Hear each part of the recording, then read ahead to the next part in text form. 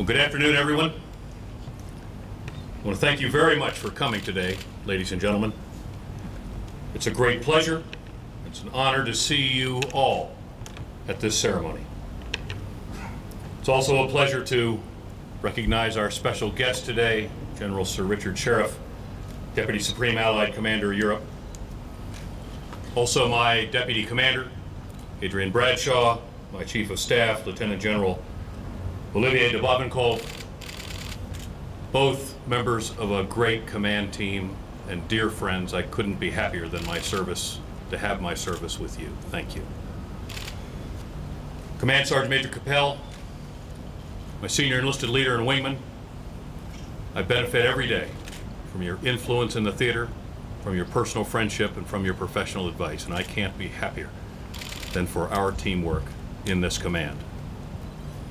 For the 1st Division Band, well done. You bring dignity to this ceremony, and thank you very much for the Big Red One. Leaders, senior enlisted leaders, our precious civilian colleagues, thank you all for coming today. All of you, as members of the International Security Assistance Force in Afghanistan, welcome to you. It's an honor to speak to you on this occasion, an occasion that means so much to us, so much to me, in so many different ways. Today's ceremony is a commemoration, a time to remember. And by our looking forward and making a difference, it's also a time to honor those who were lost. Today we remember the tragic events that changed the course of history on September 11th, 2001.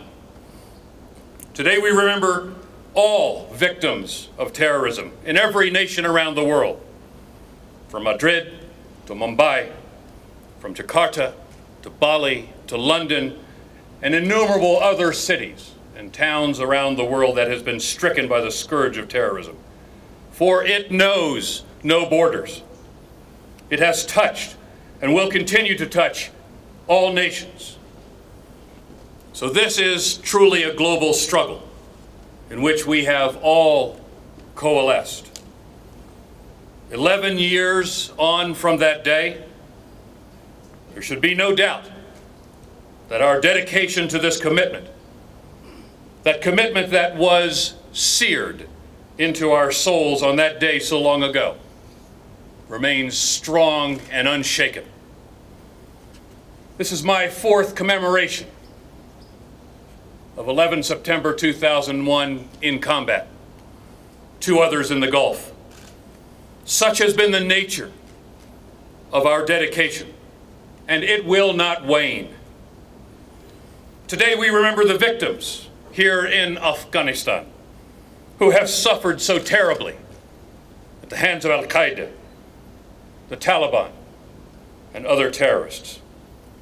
Perhaps most significant to all of us at this ceremony today, we remember the precious soldiers and sailors, airmen, Marines, and civilians of all nations lost in Afghanistan since that day of infamy in 2001. We also remember those wounded in action in this war. We pray to the Lord for their healing and for the healing of their families and the support that their families will bring to them.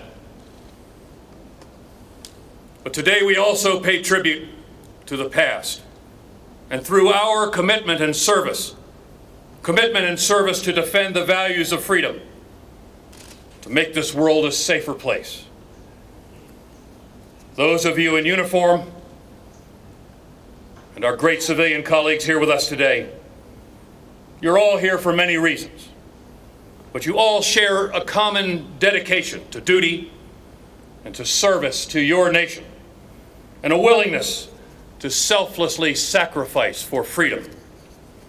Just days ago in Brussels at NATO headquarters, I was reminded of this by one of the coalition's ambassadors. He reminded the assembled ambassadors of our reasons for coming to Afghanistan as a coalition, because terrorists can strike anywhere, and we must not allow them the spaces from which to operate. Citing recent coalition losses from his own country, he said, "We must not let their sacrifice be in vain. We must finish what we have started and prevent Afghanistan from ever becoming a safe haven again for terrorists." So today, and every day, the members of ISAF honor our lost loved ones by defending freedom and the right to live free from terror. And their lives and their contributions will not have been in vain.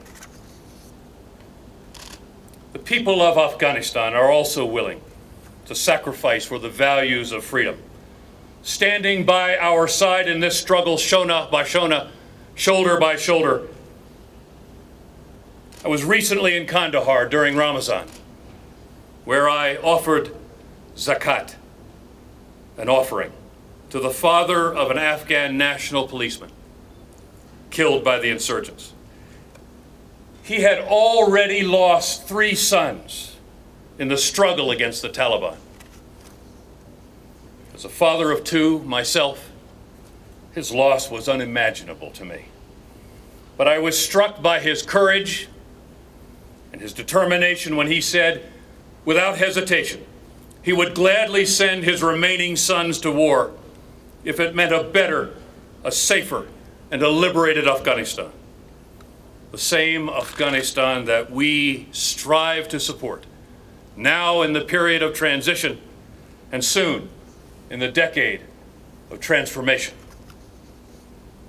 So while we remember that tragic event 11 years ago, and we honor the fallen and the heroes, those who have given so much to this struggle, let us also celebrate and rededicate our own resilience and resolve as a way of honoring the past and moving forward to make a better future. Afghanistan is emerging from a darkness and from its past of oppression. Afghanistan's future is coming into focus, into greater clarity. In the past year, we've made remarkable differences together with the Afghan partners. 76% of Afghanistan's population lives in areas transitioning to Afghan security lead. Today, a majority of all operations are Afghan-led. Afghan forces are protecting the people of Afghanistan. And in many areas, the people are no longer intimidated and terrorized by insurgent and extremist groups. And little girls bravely walk to school, each step a step of defiance to the Taliban. We have seen the Afghan flag in areas it hasn't been in years, in some cases in decades. We've seen the emergence of a young democracy, an Afghanistan striving to embrace the rule of law and struggling to rid itself of the corruption, which is as much a threat to its life as the insurgency. And many insurgents have given up their lives of violence, choosing peace instead, alongside their Afghans, their fellow Afghans, and a place in Afghanistan's brighter future, a brighter future for Afghanistan and a safer future for all of us. A moment of tragedy forged our collective commitment to defend each other and the inalienable right to live free from terror. The international community recognized the 9/11 attacks as that, attacks, quote, against humanity itself and the values of freedom we all share, unquote, spoken by NATO Secretary General Lord Robertson, who said that an attack on one is an attack on all. And in that moment, with those words, our nations were one. I'd like to read from an email from a U.S. Navy ensign written to her father It tells of an event that occurred shortly after the terrorist attack on the United States on 11 September 2001. And in her email, she was serving aboard the guided missile destroyer USS Winston Churchill, serving in an undisclosed location at sea, when they received a call from the German destroyer, the FGS Lutyens. The Lutyens asked to come alongside the Winston Churchill. And as it did, the Americans saw a moving and spectacular sight. The German warship was flying an American flag at half-mast, and the entire German crew were manning the rails in their dress blue uniforms. And there was a sign on the side of that German ship, and it said, "We stand by you." Look around. That hasn't changed. We are standing by each other today. We have shown our resilience as a coalition and continued commitment to prevent such brazen attacks from happening again.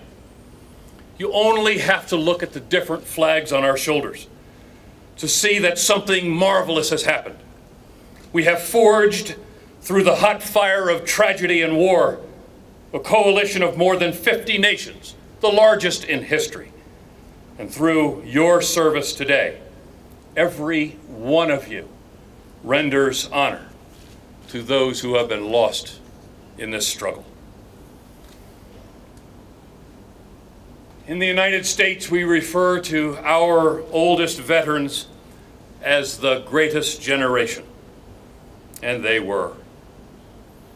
But I tell you, I see before me today the new greatest generation.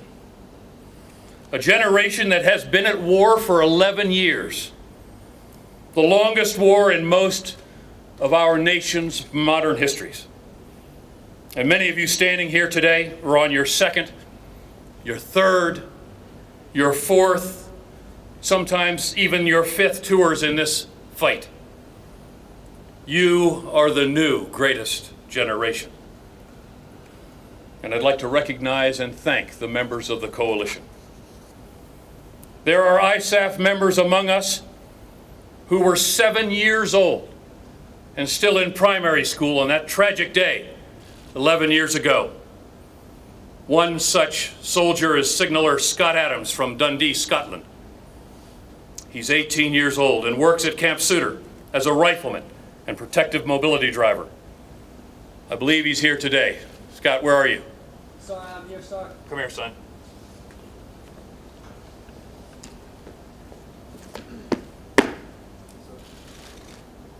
God bless you. Your service.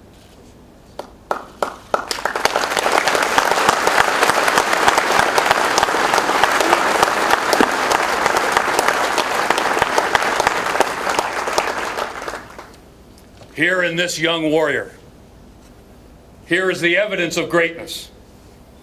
Greatness in this young generation. Despite their young age, the soldiers of this coalition are dedicated professionals and committed to upholding the values of their nations. After this ceremony, I'll re-enlist 8 U.S. service members, and I invite you to join us for this transition, where our soldiers reaffirm their loyalty and their commitment to their service and upholding the values that I've spoken of here today. In closing, I would ask that you take a moment in your own ways to reflect upon the last 11 years, solemnly remembering those we've lost since September 11th, 11 years ago, and those who continue to suffer the seen and the unseen wounds of war. But also take time to reflect upon all the things that we have accomplished as a coalition, and they have been many, and they are sometimes overlooked. And as we do that, we should honor the fallen, our predecessors. The future is in the hands of this next greatest generation, in the hands of Signaller Adams. I am humbled to be with you today.